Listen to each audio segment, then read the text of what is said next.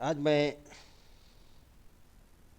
उन बच्चों से मुखातब हूँ जो कवायद जानने के, कवायद सीखने के, कवायद का इल्म लेने के ख्वाहिशमंद हैं। आज मैं मारफा के अक़साम में से ज़मीर और उसके अक़साम को बताने की कोशिश कर रहा हूँ। Kinds of pronouns. तो ज़मीर की तारीफ़ ये आपने समझा होगा अगले क्लासों में, लेकिन यहाँ ये जानने की कोशिश कीजिए कि एक ही इस्म के बार बार इस्तेमाल से बचने और जुमलों में हुस्न पैदा करने के लिए ज़मीर का इस्तेमाल किया जाता है।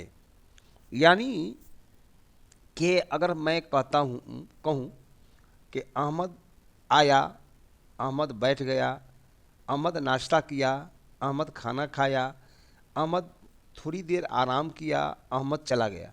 बार बार अहमद के नाम को बोलने से जुमले में जो हुस्न होना चाहिए, जो खूबसूरती होना चाहिए, वो नहीं हो पाती है। तो उसी बार बार नाम को न लेकर ज़मीर का वहाँ इस्तेमाल जब करते हैं तो जुमलों में खूबसूरती आती है, हुस्न पैदा हो जाता है। और इसी कवायद इसी काम के लिए है कि हर तरह के ख़राबियों को दूर करके और अच्छी चीज़ों को लाई जाए। तो हमारा जुमला अब जो है कामयाब, अच्छा, हसीन नज़र आवेगा। अहमद आया, वह बैठा, थोड़ी देर आराम किया, खाना खाया और वह चला गया, वह फिर आएगा। ये अहमद के लिए मैंने वह का इस्तेमाल किया, तो अब हमारे जुमलों में हुस्न नज़र आता है। तो आपने ज़मीर को जाना। ज़मीर को हिंदी में कहते हैं सर्वनाम और अंग्रेज़ी में इसे कहते हैं प्रोनाउन। तो इस्म के बदले में जो लफ्ज़ का इस्तेमाल किया जाता है उसे ज़मीर कहते हैं।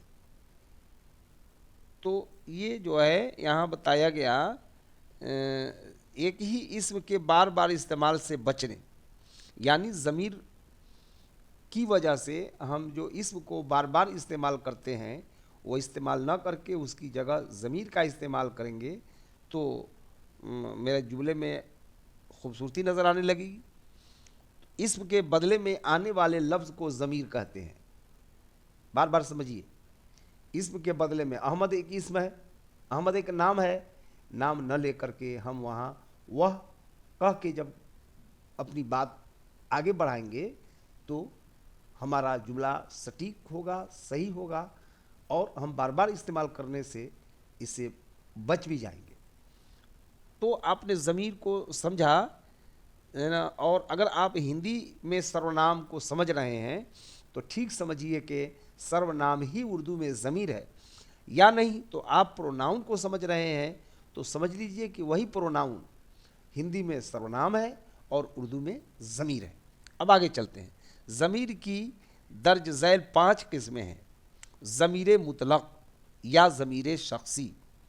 ज़मीर मुतलक का दूसरा नाम है ज़मीर शख्सी। कहीं ज़मीर शख्सी भी लिख करके आवेगा या बोल करके आवेगा, अब वही ज़मीर मुतलक भी हो जाएगा, होता है।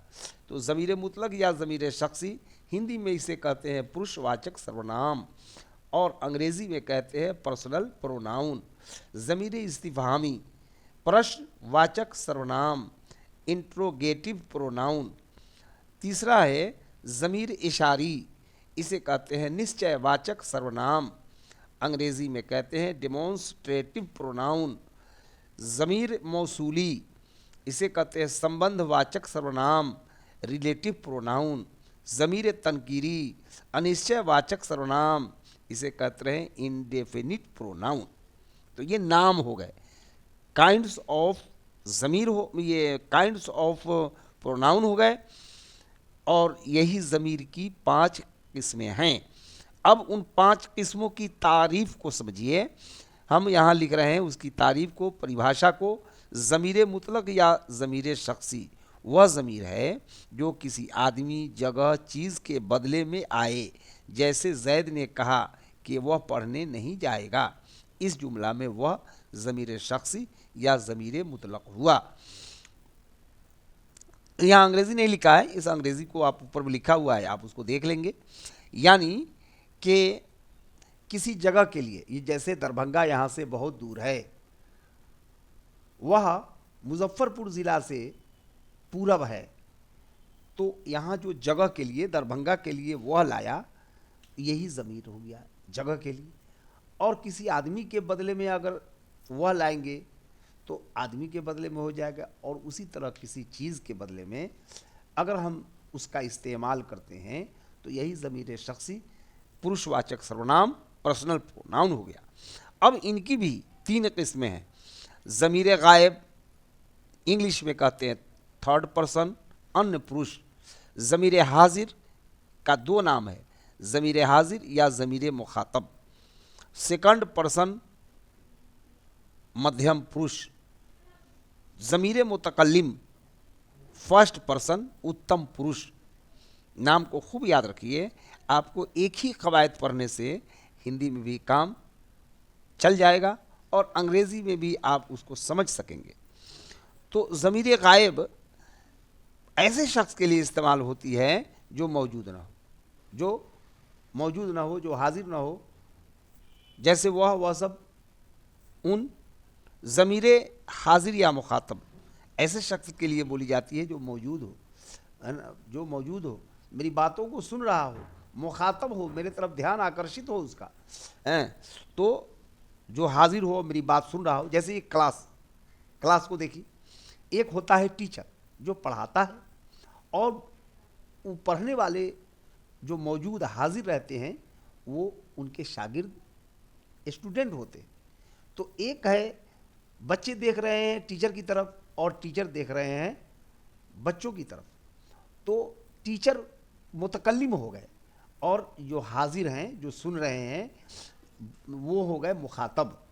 उसको मुखातब के लिए टीचर जब कहेंगे उनको तो तू या तुम सब कहेंगे। जैद तुम बहुत बदमाश हो, अहमद तू बहुत देर कर दिया। तो तू और तुम का जो इस्तेमाल होता है हाजिर के लिए इस्तेमाल होता है, जो मौजूद होता है उसके लिए इस्तेमाल होता है। तो ऐसी ज़मीर को ज़मीर हाजिर या मुखातब कहते हैं। मुतकल्लिम का मानी होता है बात करने वाला, कलाम करने वाला। तो ज़मीर मुतकल्लिम या ज़मीर ऐसे शख्स के लिए इस्तेमाल होती है जो खुद बात कर रहा हो। जैसे क्लास में टीचर पढ़ाते हैं और बात भी करते हैं, समझाते हैं, तो वो अपने लिए मैं बोलते हैं। मैंने तुमको कहा, मैंने कल ही बताया था, हम लोग आज ही आए हैं। तो ये क्या होगा? मुतकल्लिम। जैसे मैं, हम सब, ये मुतकल्लिम हो गए। अब है ज़मीर इस्तिफ़हामी। आप पहले ये जानिए इस्तिफ़हाम का मानी क्या होता है। इस्तिफ़हाम का मानी होता है पूछना। इस्तिफ़हाम का मानी होता है सवाल करना। तो वही है ज़मीर इस्तिफ़हामी। ज़मीर इस्तिफ़हामी वह ज़मीर है जो किसी जगह, आदमी या किसी बात को दरियाफ्त करने के लिए बोला जाए। जैसे कौन गया, क्या है, कब आया। इन मिसालों में कौन, क्या, कब ज़मीर इस्तिफ़हामी है। नहीं, जिससे कोई बात पूछने के लिए हम बोलते हैं वो ज़मीर इस्तिफ़हामी होता है।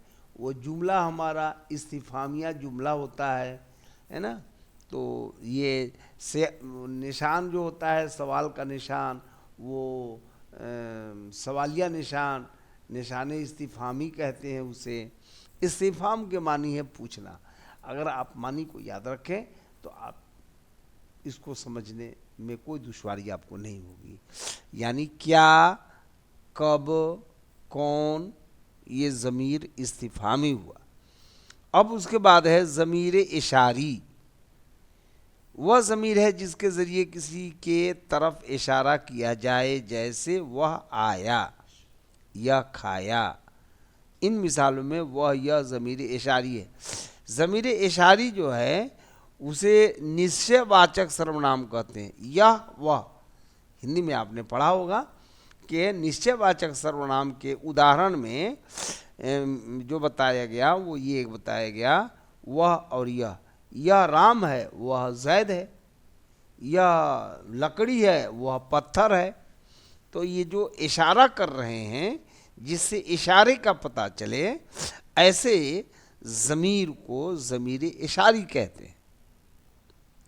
और ये ज़मीर मौसूली है जिसे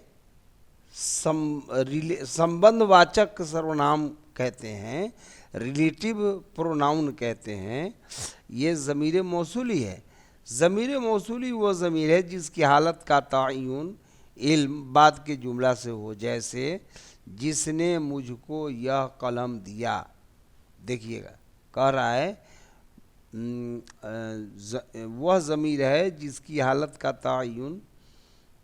तयन माने इल्म, जानकारी, वो ज़मीर है जिसकी हालत का तयन बाद के जुमला से हो। यानी दो जुमला इसके लिए बोलेंगे, तो एक जुमला बोलेंगे तो हमको ज़मीर मौसूली क्लियर कट नहीं हो पाएगा और साफ जाहिर नहीं हो पाएगा। लेकिन दूसरा जब हम जुमला बोलेंगे तो उस जुमले में इसका डिक्लेरेशन मिलेगा हमको, इसकी सफाई मिलेगी हमको, इसका खुलासा मिलेगा हमको। जैसे जिसने मुझको यह कलम दिया था। अब जिसने मुझको यह कलम दिया था नहीं समझ में आ रही है पूरी तरीके से बात। अगर दूसरा जुमला कहते हैं वह घर चला गया, जिस का लगाव यहाँ वह से हुआ, तो यही जिस जो है ना, ये जिस ज़मीर मौसूली हो गया है ना। तो ये आपने समझा, जिस ये ज़मीर मौसूली है, बस इतना याद रखिए, जिस जो ये ज़मीर मौसूली है। उसके बाद है ज़मीर तनकीरी। ज़मीर तनकीरी वह ज़मीर है जो ऐसे शख्स या चीज़ के बारे में इस्तेमाल किया जाए जो गैर मुअय्यन हो, जैसे कुछ, कोई। जो गैर मुअय्यन हो यानी ख़ास नहीं हो, है ना, आम के तरफ ज़हन दौड़ जाए, तो ऐसी जो ज़मीर होती है उसे, जिसमें कुछ हो, कोई हो, ये ज़मीर तनकीरी है। और ये ज़मीर की 5 किस्में आपने पढ़ा है, और ये ज़मीर तनकीरी है। तो यहाँ याद रखिएगा कुछ, कोई, और इसमें बाज़ भी आएगा, कुछ, कोई, बाज़। ये ज़मीर तनकीरी है जो गैर मुअय्यन है ना, और इसी को ज़मीर तनकीरी कहेंगे। फिर मैं आपसे बाद में क्लास में मिलता हूँ, तब तक के लिए इजाज़त दीजिए।